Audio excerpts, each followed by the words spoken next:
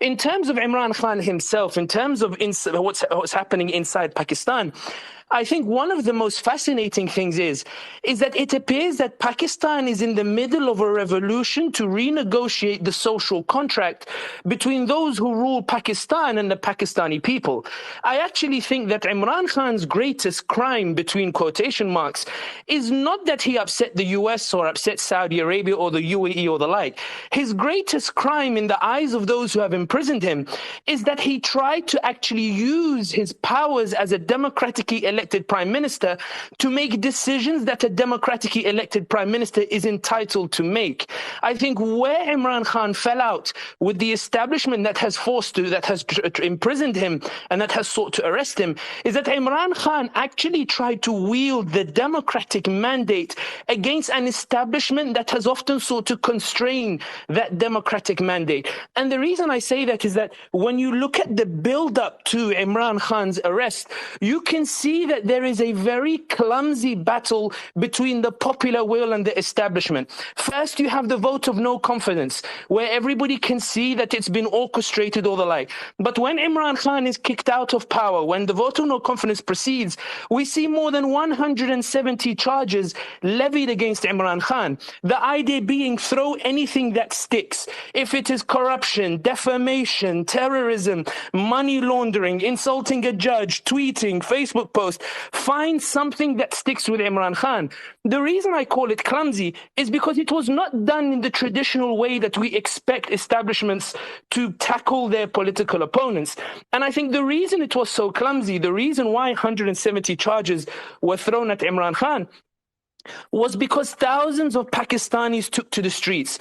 What rattled the establishment was not that Imran Khan himself was starting to pose a threat, but that Imran Khan was demonstrating for the first time in a long time that he could mobilize ordinary Pakistanis on the streets and force this renegotiation of the social contract, in which the establishment found itself between a position whereby we might actually have to listen to the Pakistani people. And I think Imran Khan himself was aware of this, which is why he called for early elections. The idea being, I don't want to cause a war or a civil war or a fire here. Let's hold elections and settle this in a civil way. If the people are truly against me, as in this vote of no confidence, I will lose the elections and ma'a salama, I'll go and sit in my house.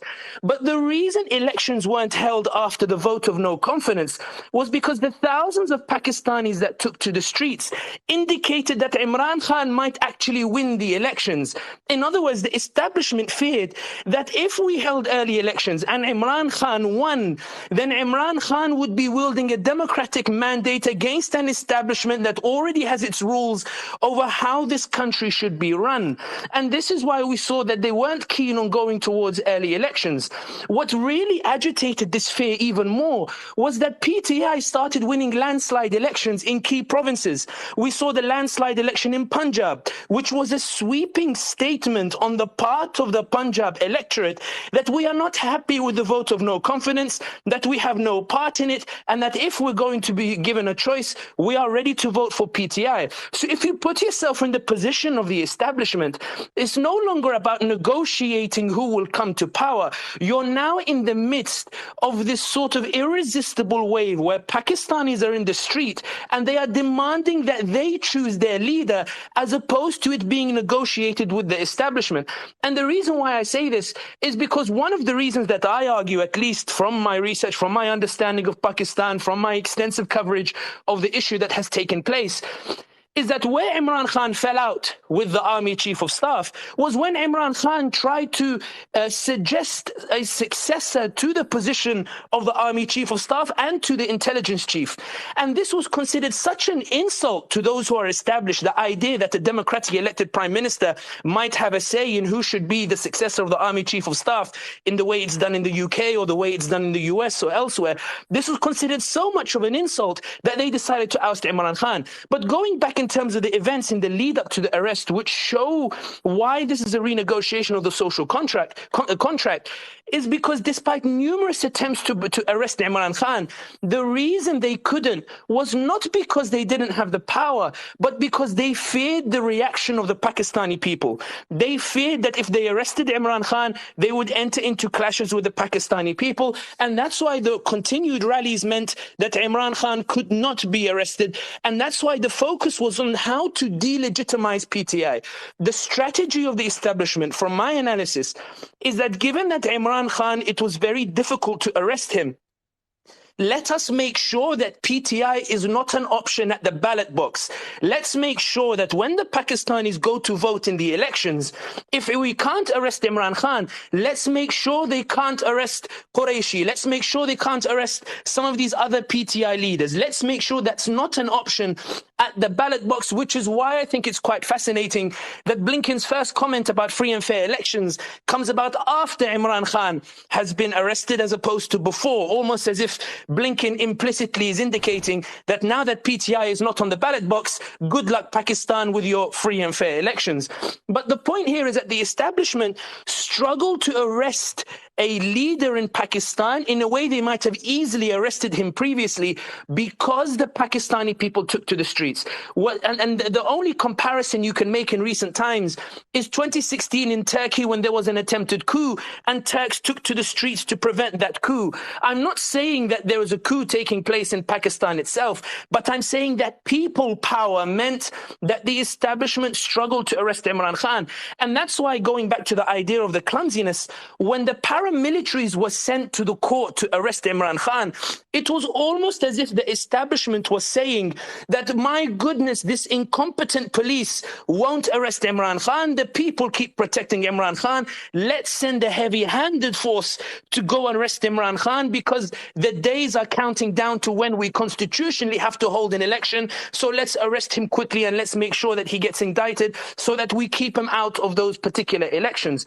But the reason, I won't go on for too long about this, but the reason Imran Khan and what's happening in Pakistan is so significant and why it's not restricted to Pakistan is because Pakistan today is the clearest example of people versus establishment. It's the clearest example in which we see a ruling elite deploying everything they can to ensure that the people do not choose the option that they do not want. It's about Pakistanis suddenly believing that there's someone at the ballot box who perhaps can be trusted. I'm not saying Imran Khan's policies are perfect, but the reason why I focus on this idea of trust is that when people say Imran Khan didn't have good economic policies, Imran Khan was not toppled because of his economic policies. When people say that Imran Khan was toppled because of his politics, he wasn't toppled because of his politics. Imran Khan was toppled because he represented this renegotiation of the social contract that upset that establishment. And that's why when we're looking in terms of Pakistan, why it means so much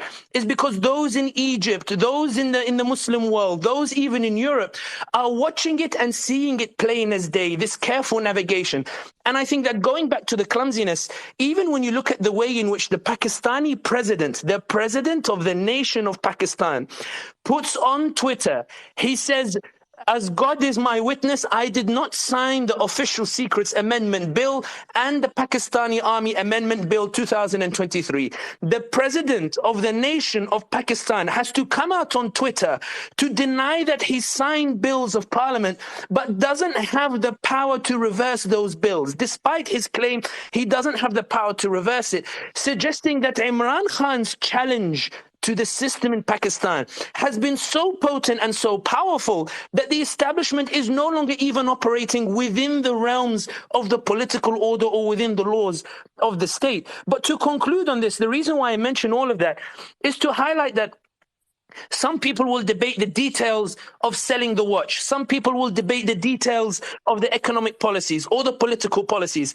But the reality is that when a man has more than 170 charges levied at him, then it's not about the details of the charge. It's about getting something to stick. When elections are held or announced immediately after he's been imprisoned, then the issue is not one about whether Imran Khan is corrupt or not. The issue is to ensure that Pakistanis do not vote for Imran Khan. Khan. And this, to conclude on this sentence, this is where the frightening prospect comes in that coming from the Arab world, where you see the democratically elected Mohammed Morsi was toppled by Sisi, where the international community said, we prefer Sisi to Mohammed Morsi. In the same way in Pakistan, they are saying that we prefer the establishment to Imran Khan. The reality is now what we're seeing is PTI have the strength of the nation or of the institutions is being smashed by these institutions. The aim being, let's disperse this party and make sure it's not available for the Pakistani people. And I think that this will be a turning point in Pakistan's history, because Pakistan is now at a crossroads. Who is Pakistan supposed to serve? Is it the people of Pakistan, or is it an establishment that is trying to dictate that the Pakistanis must choose who we want them to choose, and they must not be allowed to choose freely? This is not about Imran Khan in and of himself, but it's about what Imran Khan has come to symbolize, which is what is the social contract that should exist in Pakistan. And I think Pakistanis now are in a battle to decide the terms of this social contract. And I think that with Imran Khan in prison, if we are not careful, it may well be that the history will go on the side of those who don't have Pakistan's best interests at stake. I'll leave it here for now and leave the floor for others.